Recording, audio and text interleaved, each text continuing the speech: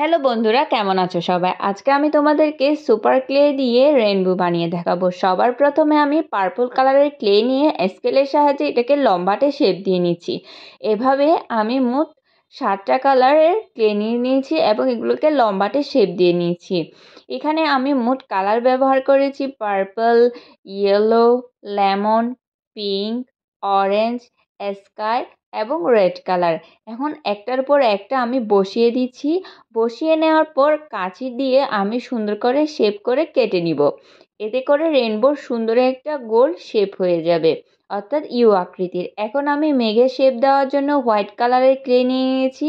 ক্লেটাকে ভালো করে ঘুরিয়ে ঘুরিয়ে বল বানিয়ে এখন আমি একটার উপর একটা বসিয়ে দিচ্ছি। প্রথমে 3টা, এরপর 2টা দিয়ে দিলাম। সুন্দর একটা মেঘের শেপ হয়ে যাওয়ার পর এটাকে আমি স্কেলের সাহায্যে আরেকটু চ্যাপ্টা করে সমান করে নিব, যাতে দেখতে আরও একটু ভালো লাগে।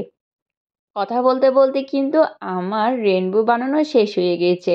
তোমাদের কেমন লেগেছে অবশ্যই আমাকে জানাবে এই রেইনবোটি, এবং ভালো লাগলে প্লিজ আমার চ্যানেলটা একটু সাবস্ক্রাইব করে দিবে, লাইক এবং কমেন্ট করতে ভুলবে না যেন।